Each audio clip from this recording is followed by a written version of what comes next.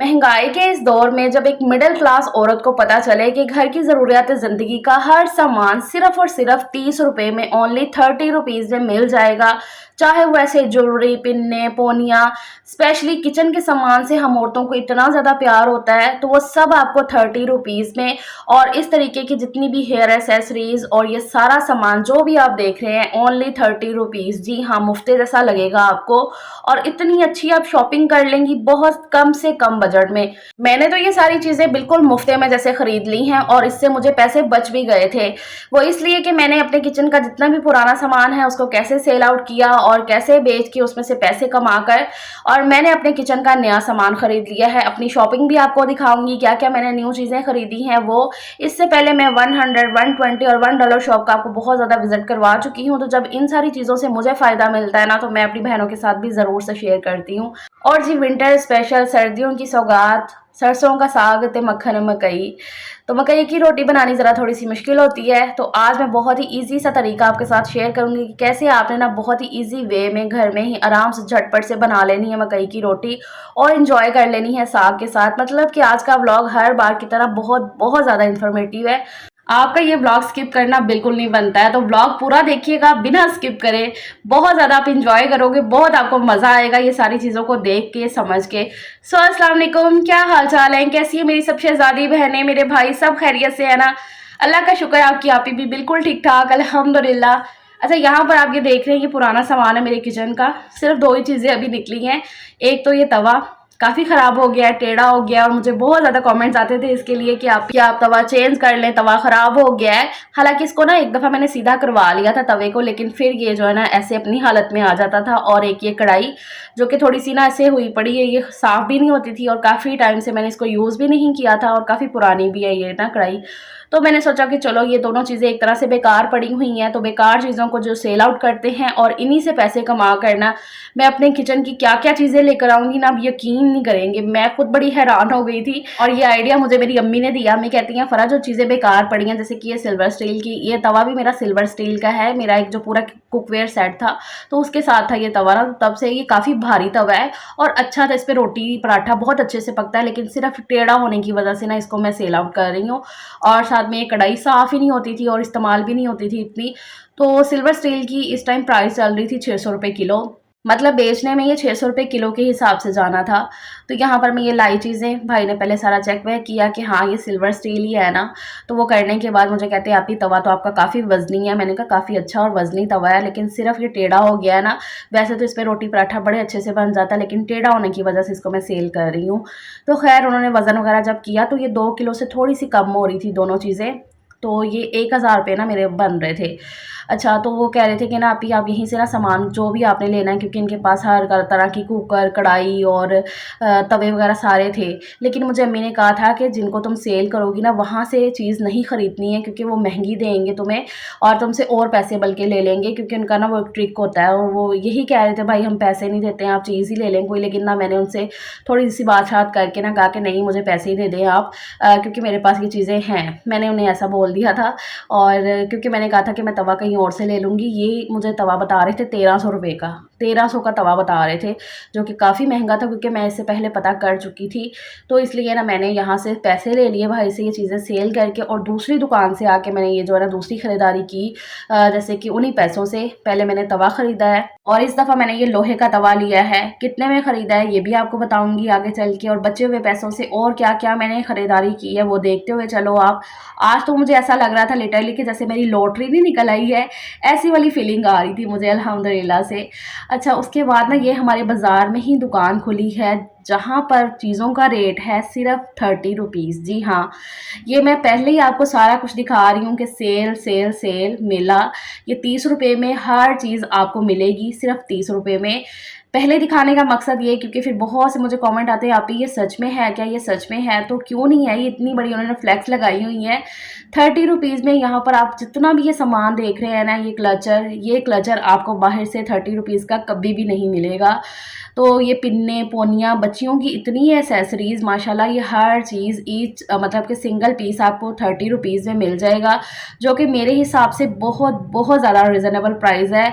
क्योंकि ये जो सारा सामान है ना नॉर्मली हानिया माशाल्लाह मेरी एक ही बेटी है हालाँकि।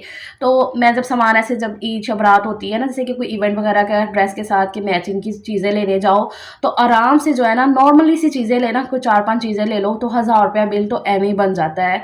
मतलब ये सारी पिन्ने पोनियों की कितनी अच्छी खासी प्राइस होती हैं, और जब ईद हो तो तब तो मैं कहती हूँ वो दुगने से तिगना रेट लगा देते हैं। जैसे यही वाले जो क्लचर उधर पड़े हुए हैं ना, ये आपको 150 का भी मिलता है। और ये जो पोनियाँ जितनी भी आप देख रहे हैं ना, ये आपको 30 रुपीज़ में, 30 रुपये में कभी भी नहीं मिलेंगी। तो मैं तो ये सारी चीज़ें देख के ना हैरान हो गई थी। कुछ दिन पहले मैं यहाँ से इंतहाई शॉपिंग करके गई हानिया के लिए, अम्मी अरूज आई वो भी। तो हमने तो काफ़ी चीज़ें ख़रीदी। तो मैंने सोचा कि मैं अपनी बहनों के साथ भी लाजमी शेयर करूँगी।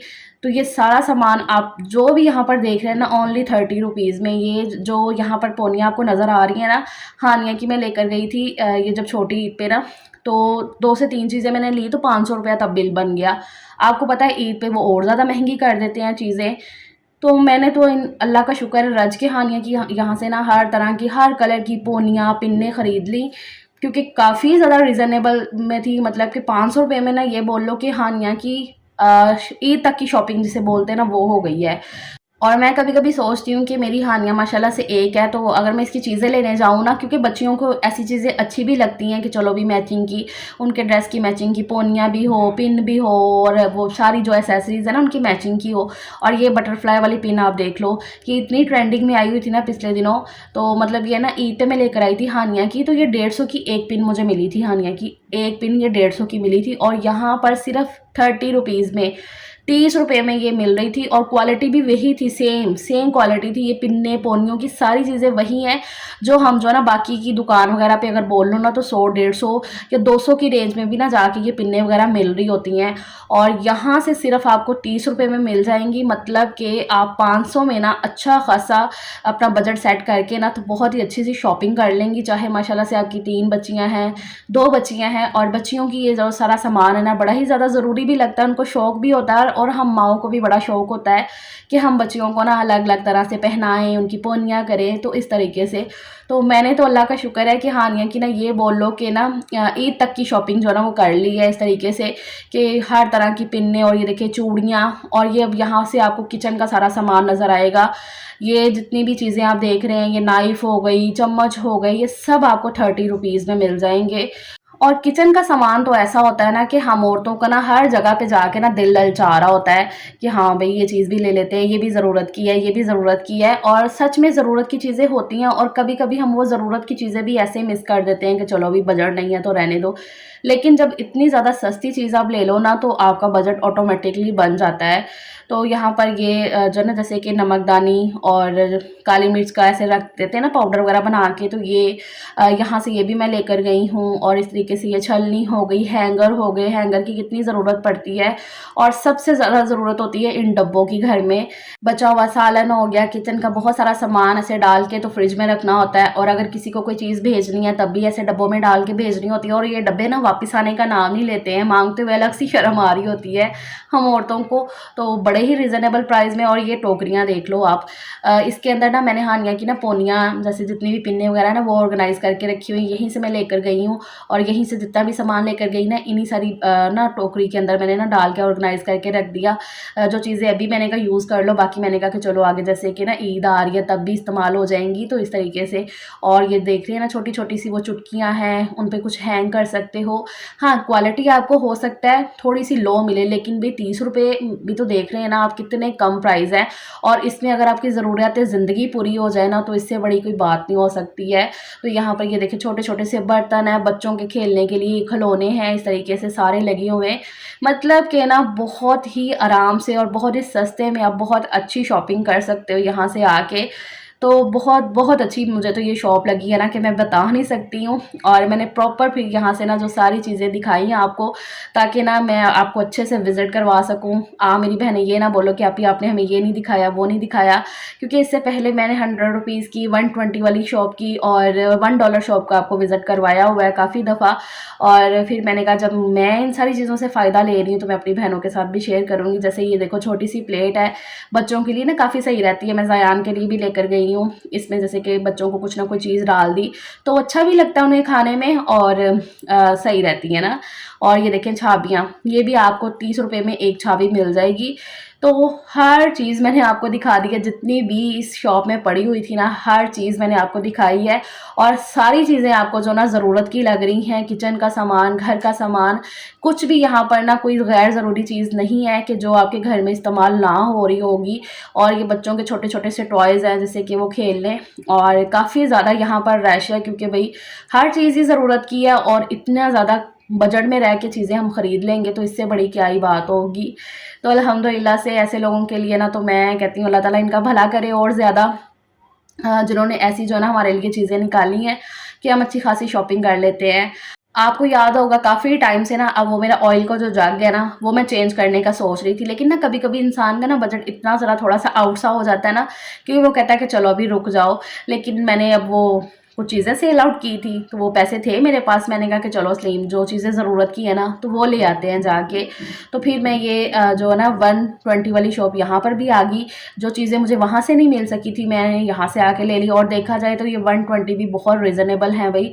हालांकि मैं सिर्फ ऑयल का जग ही देखने के लिए आई थी कि मुझे वही ज़रूरत थी उसकी, तो मैंने कहा था कि देख लेती हूँ।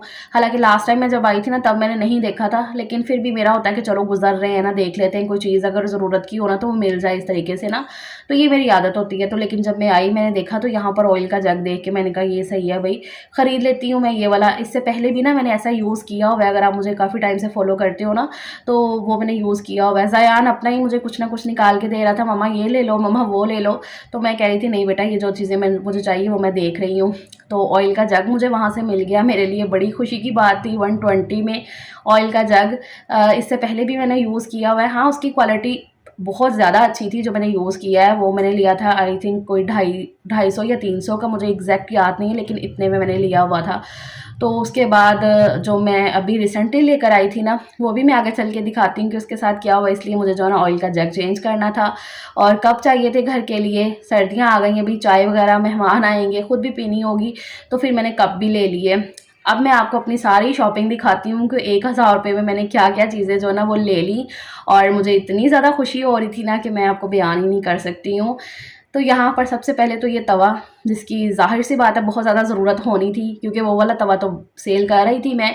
और ये अब मैं लोहे का तवा ये वाला लेकर आई हूँ जो कि काफ़ी भारी है और अच्छा खासा जो है ना वज़नी तवा मुझे मिल गया है। और जहाँ से मैंने वो चीज़ें सेल की थी ना वो मुझे 1300 का बता रहे थे अब वो तवा ना।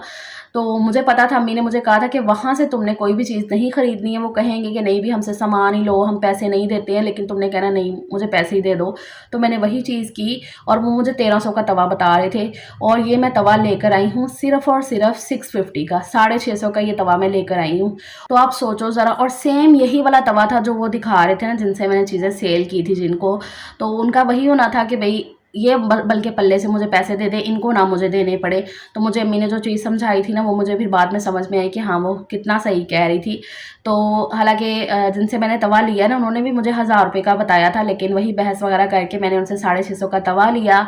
और बाकी का ये जो सामान जितना भी आप देख रहे हैं जिसमें ये ऑयल का जग और कुछ मैं ये ना ले आई थी, ये रुमाल है। जैसे कि अब बच्चे स्कूल जाते हैं ना तो उनको मैं टिश्यू वगैरह देती हूँ, लेकिन ये जो रुमाल है ना ये वॉशेबल भी हैं, मतलब 1 से 2 दफ़ा इनको जो ना वॉश किया जा सकता है। और इसके अंदर जो ना 24 रुमाल हैं, तो बच्चों के स्कूल जाने के लिए हो गया या वैसे भी कहीं जो ना यूज़ कर सकते हैं क्योंकि मौसम ऐसा है ना तो फ्लू वगैरह तो आजकल ना ऐसा जैसे ना फरसा हो गया है सब पे। तो इस तरीके से वो रुमाल का मैं ले आई थी एक बंडल और उसमें 24 पीस जो ना वो होते हैं। बाकी ये ऑयल का जग मुझे इसलिए चेंज करना है क्योंकि ये वाला जो पुराना वाला मेरा ऑयल का जग है ना ये लीक होता है। अभी इसको भी मैंने कोई 2 से ढाई या 3 महीने पहले इसको जो ना मैंने चेंज किया था अपना, जब मैं अपने किचन का काफ़ी ज़्यादा सामान लेकर आई थी तब भी आपके साथ मैंने सारा शेयर किया था। और मेरी काफ़ी बहनों ने तब कहा था कि आप ये ऑयल का जग नहीं सही है, इसको रिप्लेस कर दें। तो मैं कई भी करने रिप्लेस, लेकिन ना आपको पता है जब चीज़ लेने जाओ तब दुकानदार का मूड और होता है, लेकिन जब वापस करने जाओ ना चीज़ तब उनका मूड और ही हो जाता है। तब मुझे वहाँ पर कोई चीज़ ऐसी नज़र ही नहीं आई जिसको मैं रिप्लेस करके ना लेकर आती। तो फिर मैंने यही वाला जग वापस ले आई। मैंने कहा कि चलो देखते हैं जितना टाइम निकलता है। तो वही बात हुई, ये ना थोड़े दिन पहले से ना लीक करना शुरू हो गया। तो ऐसे मैंने इसके नीचे ना प्लेट रखी हुई थी, प्लेट रख के इसे इस्तेमाल कर रही थी। तो अब मैंने कहा इसको चेंज करना बनता है, तो वो ले आई। और साथ में ये मैं कप ले आई और कप में से ना लाते हुए एक कप मेरा टूट गया। वो बाइक के साथ लटकाया हुआ था ना शॉपर, तो वो कहीं लगा और इसकी जो है ना हैंडल वो टूट गया था। तो अब ये तो मुझे वेस्ट करना पड़ेगा, ये मुझे काफ़ी दुख हुआ निकाल के, लेकिन चलो खैर। तो ये वाले कप मैं ले आई थी। अच्छा, जब भी नया बर्तन आता है ना घर में, स्पेशली ये जो बर्तन कप वगैरह हो गए, ग्लास हो गए, तो इनको धोने के लिए ना मैं यही तरीका यूज़ करती हूँ कि ऐसे परात या ऐसे ना थोड़े डीप बर्तन में इनको रखा कप को सारे को, और इसके अंदर ना मैं ये नीम गर्म सा जो पानी है ना ये डाल दूंगी, और इस पानी के अंदर ना थोड़ी देर के लिए ना डिप रहने दूंगी। नया बर्तन कोई भी आए ना तो इस तरीके से मैं वॉश करके अच्छे से सुखा के तो फिर उनको जो ना यूज़ में लेकर आती हूँ। तो पहले मैंने कप को ना इस तरीके से डिप करके रख दिया है।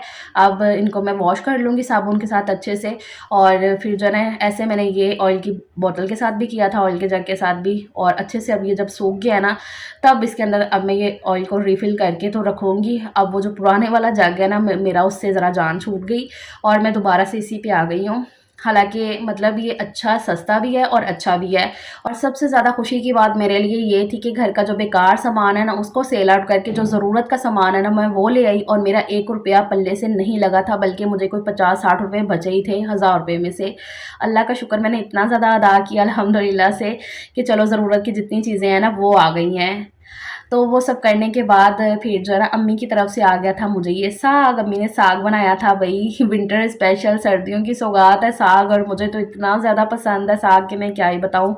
तो अम्मी ने माशाल्लाह से ये 2-2 डब्बे भर के भेजे कि फ़रा जो ना तुम अब इसको तड़का वगैरह अपने हिसाब से लगा लेना। मैंने खुद ही कहा था कि अम्मी तड़का मैं अपने हिसाब से लगा लूँगी। और साग का तो ऐसा सीन है ना मेरे घर में माशाल्लाह से कि जितनी दफ़ा साग खाया जाएगा ना उतनी दफ़ा ही तकरीबन इसको तड़का लगेगा। तो मैंने इसको ज़रा टेस्ट कर लिया है कि मिर्च मसाले इसमें किस हिसाब से हैं, तो मिर्चें वगैरह नमक बिल्कुल ठीक है, बस इसको तड़का लगाना है। और मैं साग को तड़का जो है ना इस तरीके से लगाती हूँ। यहाँ पर मैं प्याज स्लाइस कर लेती हूँ और फिर जो है ना इसको तड़का बनाती हूँ। थोड़ा सा ना लेट हो गया था मुझे, क्योंकि भई साग आया तो मेरा ना इतना दिल किया, मैंने कहा मैंने तो इसके साथ मकई की रोटी भी खानी है। मुझे बहुत ज़्यादा अच्छी लगती है मकई की रोटी साग के साथ। तो हालाँकि ना अभी मकई का इतना ज़्यादा सीज़न नहीं आया था, क्योंकि अभी सर्दियाँ तो शुरुआत भी नहीं हुई हैं। दिन में तो अभी भी गर्मी-गर्मी लग रही है, सर्दियाँ आ ही नहीं रही हैं सही से। लेकिन चलो अभी साग आ गया, सर्दियों की जितने भी सौगात होती है ना वो सब आ चुकी हैं, लेकिन सर्दियाँ नहीं सही से आ रही हैं। अच्छा ख़ैर, यहाँ पर मैंने ना प्याज वगैरह स्लाइस कर लिए, कढ़ाई रखी है चूल्हे पे और इसमें मैंने घी ऐड कर दिया है। मैं ना ऐसे साग को तड़का ना ऐसे हमेशा घी में लगाती हूँ, बड़ा ही मज़े का लगता है। ऑयल में ना उतना ज़्यादा मज़ा नहीं आता है, घी का तड़का ज़्यादा मज़े का लगता है। तो वही मैंने घी डाल दिया, वो गर्म हुआ तो फिर इसमें मैंने जो ना स्लाइस किया हुआ एक छोटा सा प्याज, सिर्फ मीडियम साइज़ का प्याज वो डाला, उसको ज़रा हल्का सा ब्राउन कर लिया। और फिर इसमें अदरक लहसुन की पेस्ट, ये मैंने ज़रा थोड़ी सी ज़्यादा ही डाली थी, ऐसे बोल लो कि 2 चम्मच भर के मैंने अदरक लहसुन पेस्ट डाल के ना, तो फिर इसको अच्छे से जो है ना भून लिया। और यहाँ पर अब मैं सब्ज़ मिर्चें थोड़ी सी काट लूँगी। वैसे तो ना साग में मिर्चें वगैरह पूरी हैं, लेकिन फिर भी सब्ज़ मिर्च का ना टेस्ट बहुत ही मज़े का लगता है साग में।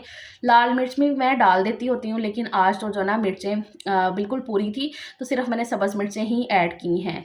तो यहाँ पर सब्ज़ मिर्चें डाल के ना इनको भी ज़रा मैं थोड़ा-सा ऐसे चला लेती हूँ, और फिर इसके अंदर जो है ना मैं साग डाल दूँगी, दोनों को बारी-बारी। दोनों डब्बे ना एक ही दफ़ा में मैं तड़क लूँगी। हाँ, पहले मैं सोच रही थी कि एक डब्बा तड़क लेती हूँ, फिर मैंने कहा कि नहीं, दोनों को इकट्ठा ही तड़का लगा लेते हैं। वैसे भी जब भी ये खाएँगे ना तब तक इसको ना दोबारा से ज़रा गरम करेंगे। तो फिर मैंने ना दोनों डब्बों को ऐसे तड़का लगा लिया, और अब मैंने कहा चलो 2 दिन भी चल जाएगा, क्योंकि अल्लाह का शुक्र है कि बच्चे भी खा लेते हैं शौक़ से साग ना, मेरे घर में अल्लाह का शुक्र है। अगर बच्चे ना खाते हों कोई चीज़, फिर होता है कि नहीं यार कुछ ना कुछ अब अलग से भी बनाना पड़ेगा, लेकिन अल्हम्दुलिल्लाह हम सब शौक़ से खाते हैं।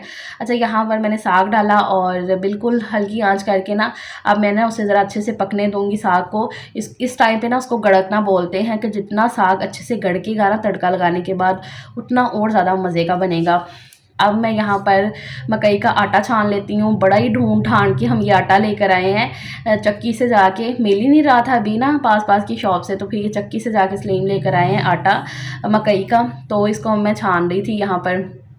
अच्छा, आटा मैं पहले ये छान लूँगी। अच्छा, मैं क्या करती हूँ कि ना मैं 2 तरह से ना मकई की रोटी बनाती हूँ। पिछले सीज़न के अगर आपने मेरे व्लॉग देखे होंगे ना, तो मैं ना वो लिक्विड वाली डो बना के ना, जैसे कि पानी वाली डो के साथ बना रही थी मकई की रोटी। वो भी अच्छी थी अपनी जगह पे, लेकिन ना सलीम इस दफ़ा कह रहे थे कि फ़रा तुमने ना ये वाली ही बनानी है। तो मैंने कहा कि चलो ठीक है। अच्छा, मैंने ये मकई का आटा छाना और इसमें ना थोड़ा-सा मैं ये नॉर्मल जो आटा हम घर का खाते हैं ना, ये मैं ऐड कर रही थी। ना भी करो तब भी सही है, लेकिन ना मैंने ऐड कर लिया, क्योंकि अभी ये जो मकई उन्होंने आटा दिया ना, तो तभी उन्होंने कहा था कि अभी ना ये नया आटा है ना, तो इतना ज़्यादा स्मूथ नहीं है।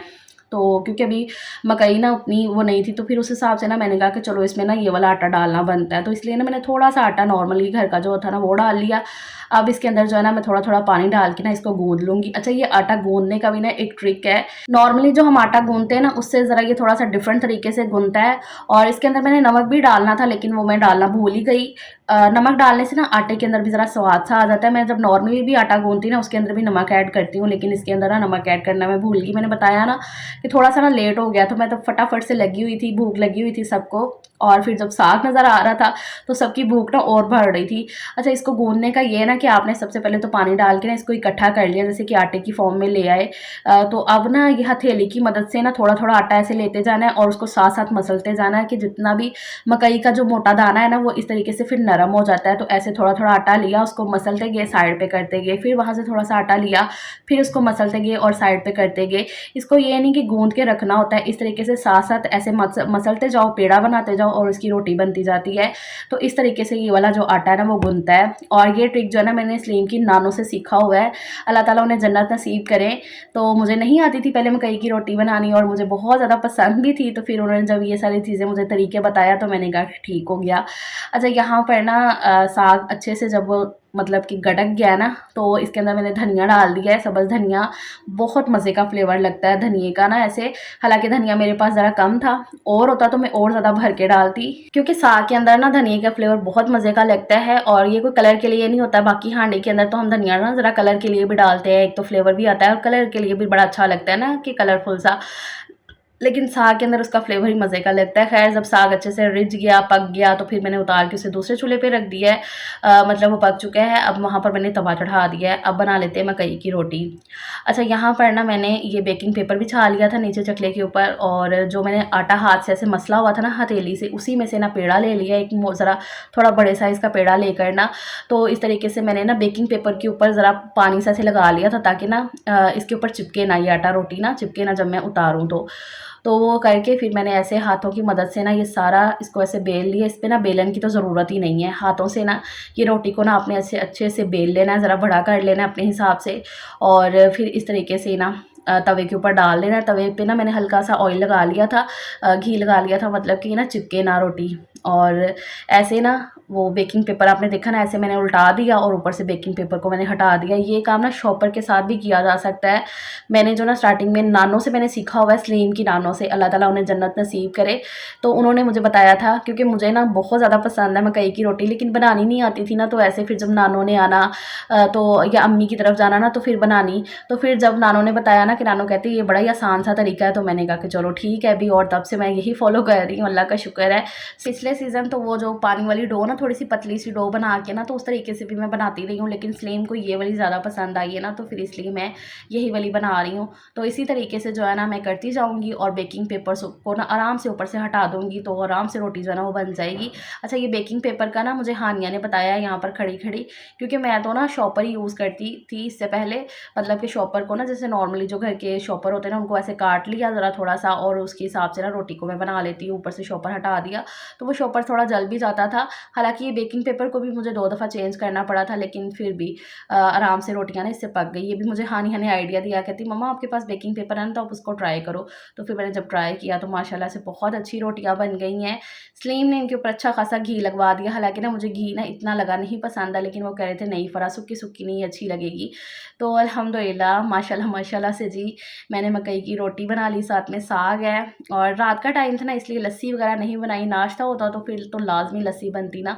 सलीम मुझे कह रहे थे बना लो लस्सी, मैंने कहा नहीं सलीम रात का टाइम है, लस्सी नहीं अब पीनी है, एक तो मौसम भी ऐसा है और रात का भी टाइम है। तो मैंने कहा कि सुबह देखी जाएगी ना लस्सी वगैरह। बाकी अल्हम्दुलिल्लाह अल्लाह का मैं जितना शुक्र अदा करूँ उतना कम है। अल्लाह ताला ये सारी चीज़ें सबके नसीब में करे, सबका दस्तरखान अपनी नेमतों से रहमतों से भरा हुआ रखे, किसी को भी किसी चीज़ की कमी ना होने दें। और बाकी ये रोटी इस तरीके से आप बनाइएगा। अगर आपको क्रेविंग होती है ना मकई की रोटी खाने की, लेकिन बनती नहीं है, तो ये वाला तरीका हमने लाजमी फॉलो करना है। बहुत ज़्यादा आपको मज़ा आएगा और आपकी क्रेविंग भी पूरी हो जाएगी। तो हमेशा परफेक्शन की तरफ ना भागा करें, जो आप चीज़ें आराम से कर सकती हैं ना बस वो किया करें, और अपने आप को खुशी दिया करें, अपनी फैमिली को खुशी दिया करें। तो ये मज़ेदार सा निवाला आप सबके लिए है भाई। इतना मज़ा आया ना मुझे खा के, बस हर सांस के साथ अल्लाह का शुक्र मैं अदा कर रही थी। अल्हम्दुलिल्लाह। सो दैट्स इट जी, ये व्लॉग का मैं यहीं पे एंड करती हूँ। उम्मीद करती हूँ आपने चैनल को सब्सक्राइब कर लिया होगा, नहीं किया तो प्लीज़ कर लें। अपना बहुत सा ख्याल रखिएगा। नेक्स्ट मिलते हैं। अल्लाह हाफिज़।